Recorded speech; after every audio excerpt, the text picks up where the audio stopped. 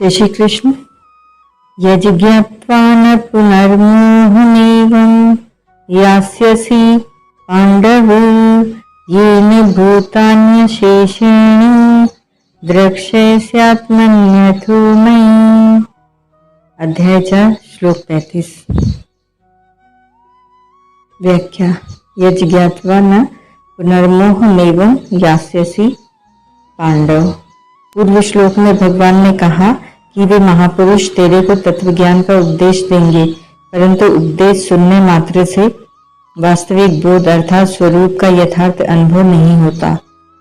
श्रुत्वाप्येन वेद न चैव कश्चित् गीता 2:29। और वास्तविक बोध का वर्णन भी कोई कर नहीं सकता,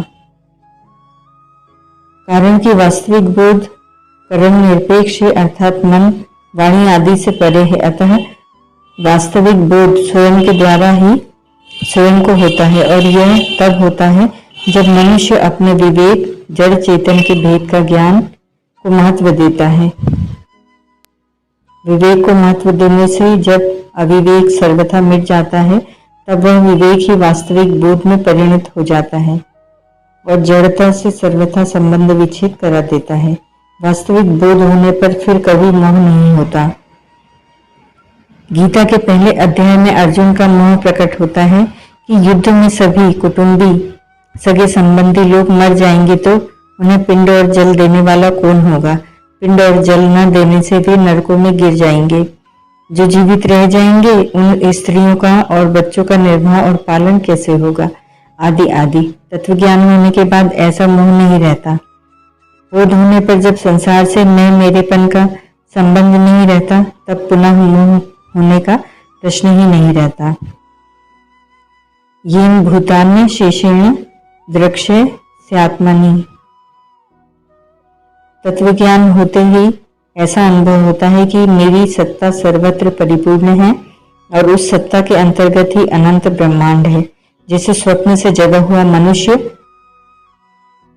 स्वप्न की सृष्टि को अपने में ही देखता है, ऐसे ही तत्वज्ञान होने पर मनुष्य संपूर्ण प्राणियों जगत को अपने में ही देखता है। छठे अध्याय के 29वें श्लोक में आय सर्वभूतानि चात्मनि पदों से भी इस स्थिति का वर्णन किया गया है। अथोमयी। तत्वज्ञान प्राप्त करने की जो प्रचलित प्रक्रिया है, उसी के अनुसार भगवान कह रहे हैं कि गुरु से विधि पूर्वक श्रवण मनन और निधिध्यासन पूर्वक तत्व ज्ञान प्राप्त करने पर साधक पहले अपने स्वरूप में संपूर्ण प्राणियों को देखता है।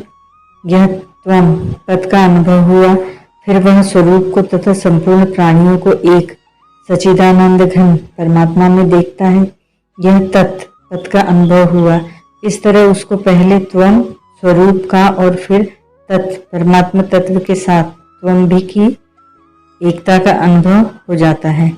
एक ब्रह्म ही ब्रह्म शेष रह जाता है। ऐसी अवस्था में दृष्टा, दृश्य और दर्शन ये तीनों ही नहीं रहते, परंतु लोगों की दृष्टि में उसके अपने कहलाने वाले अंतःकरण में जो भाव दिखता है, उसको लेकर ही भगवान कहते हैं कि वह सबको मेरे में देखता है। स्थूल दृष्टि से समुद्र और लहरों में भिन्नता दिखती है।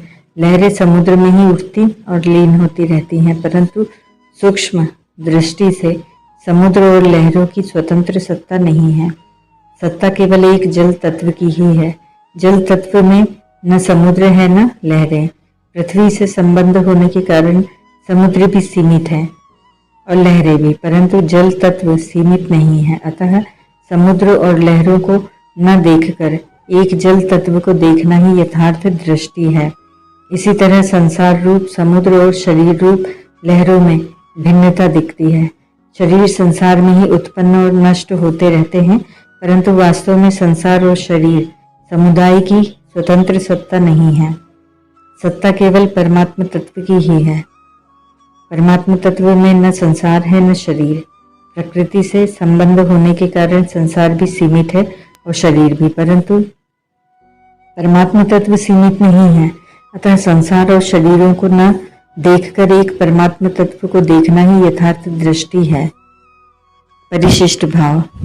तत्वज्ञान अथवा ज्ञान का नाश एक ही बार होता है और सदा के लिए होता है। तात्पर्य है कि तत्वज्ञान की आवृत्ति नहीं होती, वह एक बार अनुभव में आ गया तो सदा के लिए आ ही गया। कारण कि जब अज्ञान की स्वतंत्र सत्ता ही नहीं है तो फिर पुनः अज्ञान कैसे होगा। अतः नित्य निवृत्त अज्ञान की ही निवृत्ति होती है और नित्य प्राप्त तत्व की ही प्राप्ति होती है। स्वयं सत्ता मात्र तथा बोध स्वरूप है।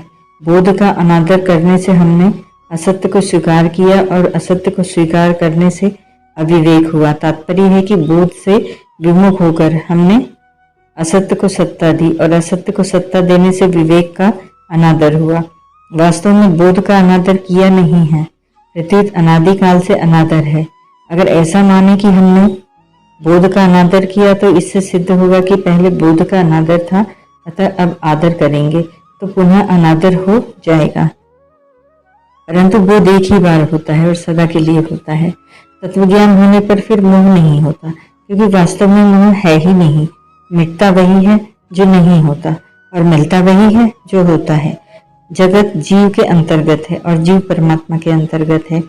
इसीलिए साधक पहले जगत को अपने में देखता है, द्रक्ष्य स्यात्मनि, फिर अपने को परमात्मा में देखता है। अतो मयि द्रक्ष्य स्यात्मनि में आत्मज्ञान ज्ञान है और अथोमयी में परमात्म ज्ञान विज्ञान है। आत्मज्ञान में निजानंद है और परमात्म ज्ञान में परम आनंद है। लौकिक निष्ठा कर्मयोग तथा ज्ञान योग से आत्मज्ञान का अनुभव होता है और अलौकिक निष्ठा भक्ति योग से परमात्म ज्ञान का अनुभव होता है। सब कुछ भगवान ही है। इस प्रकार समग्र का ज्ञान परमात्म ज्ञान है। आत्मज्ञान से मुक्ति तो हो जाती है, पर सूक्ष्म अहम की गंध रह जाती है, जिससे दार्शनिकों में और उनके दर्शनों में मतभेद रहता है। अगर सूक्ष्म अहम की गंध न हो तो फिर मतभेद कहाँ से आया। परंतु परमात्म ज्ञान से सूक्ष्म अहम की गंध भी नहीं रहती और उससे पैदा होने वाले संपूर्ण दार्शनिक मतभेद समाप्त हो जाते हैं। तात्पर्य यह हुआ कि जब तक आत्मनि है तब तक दार्शनिक मतभेद है। जब वसुदेवः सर्वम का अनुभव होने पर सब मतभेद मिट जाते हैं, तब अथोमयी हो जाता है। अथोमयी में एक परमात्मा के सिवाय दूसरी कोई सत्ता नहीं रहती। ओम तत्सत।